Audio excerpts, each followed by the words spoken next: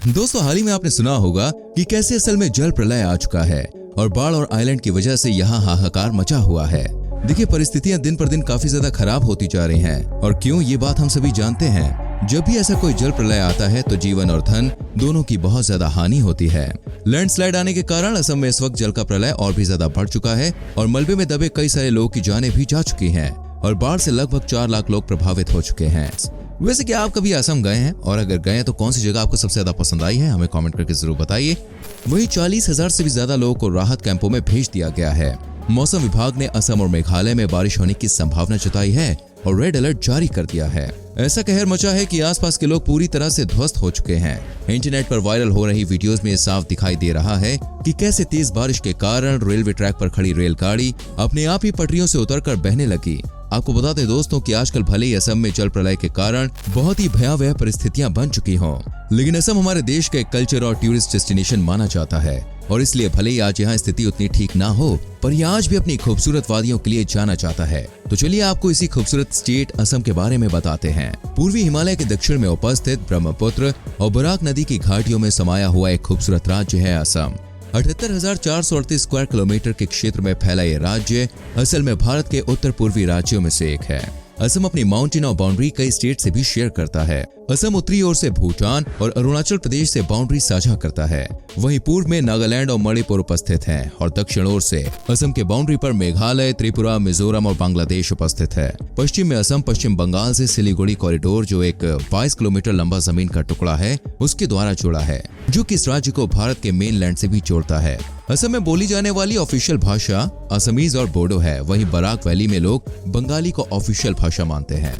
दोस्तों, आपको बता दें कि असम बहुत सारी चीजों के लिए प्रसिद्ध है, जिसमें से असम की चाय और असम का सिल्क सबसे ज्यादा फेमस है। पूरे एशिया में असम वो पहली जगह थी जहां से ऑयल ड्रिल करके बाहर निकाला गया था। आपको बता दें कि असम बहुत सारी प्रजातियों का घर भी है, जैसे one horn Indian rhinoceros, wild water buffalo, pygmy hog, tiger आदि। और यहाँ पर कई शहरी एशियाटिक बोर्ड और एशियन हाथी की प्रजातियां भी पाई जाती हैं। एशियन हाथियों के लिए ये कुछ आखिरी निवासियों में से एक है। यहाँ पर आने वाले ज्यादातर पर्यटक यहाँ की वाइल्ड लाइफ को एंजॉय करने आते हैं और यहाँ उपस्थित काजीरंगा नेशनल पार्क और मानस नेशनल पार्क, जो कि वर्ल्ड हेरिटेज साइट्स भी हैं, पर ये पर्यटकों के आकर्षण का केंद्र बने रहते हैं। डिब्रू सिकोहावा नेशनल पार्क अपने फेल हॉर्सेस के लिए जाना जाता है। जैसे कि हमने देखा कि असम में अभी जल प्रलय आया हुआ है और इन्हीं कारणों से वहाँ पर साल ट्री फॉरेस्ट बहुत पाए जाते हैं, क्योंकि इनको बारिश की बहुत जरूरत होती है, जो कि साल भर यहाँ पर हरियाली प्रदान करते हैं। असम में एक ऐसा राज्य भी है जहाँ पर कई सारे सांप्रदायिक और सांस्कृतिक विभिन्नता पाई जाती है। ऐसा इस कारण से है क्योंकि असम एक ऐसा राज्य है जिसने अलग अलग कार्यकाल में अलग अलग साम्राज्यों को बनता बिगड़ता हुआ देखा है और इसी कारण यहाँ पर सांस्कृतिक विभिन्नता देखने को भी मिलती है। असम में रहने वाले लोगों को असमीज कहते हैं और असम के लोग कई बार असमीज अहोमीज के नाम से भी जाने जाते हैं।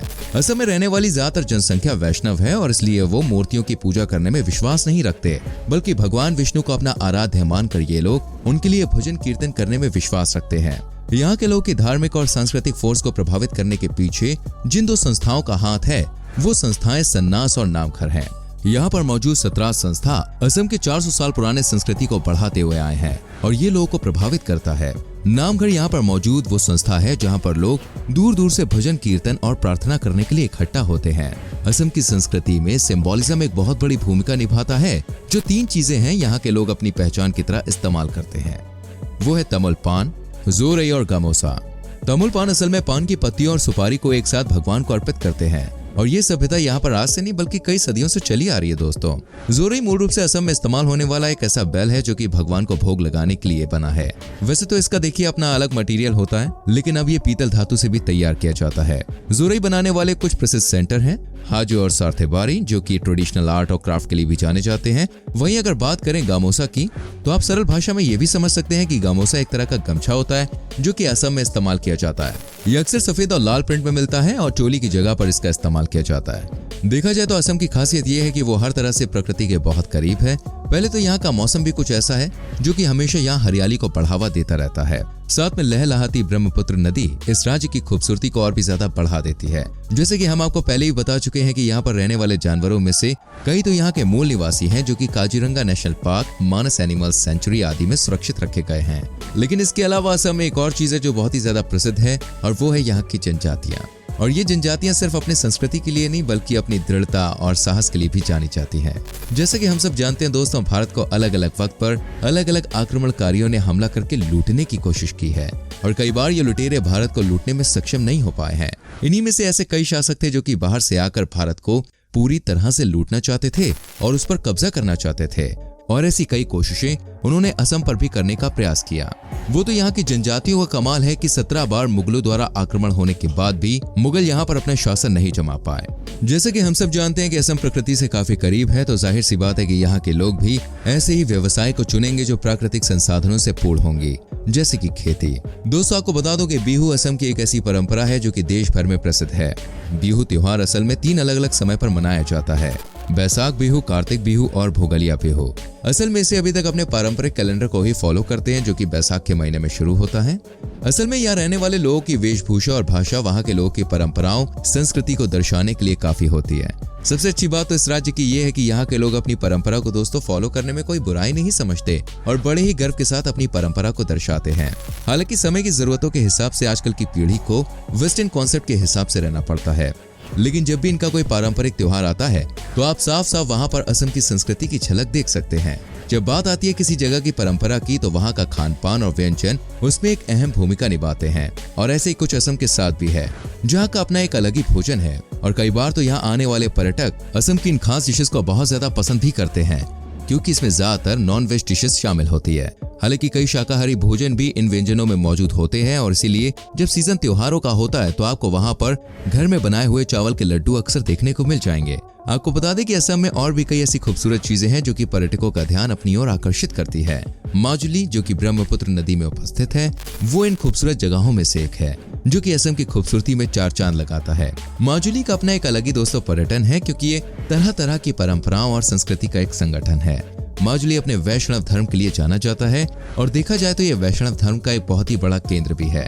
प्राकृतिक खूबसूरती के अलावा यहाँ पर एक और चीज जो पर्यटकों को बहुत ज्यादा आकर्षित करती है वो है यहाँ पर आने वाले पक्षी जो कि माइग्रेट करके इस स्टेट में हर साल आते हैं।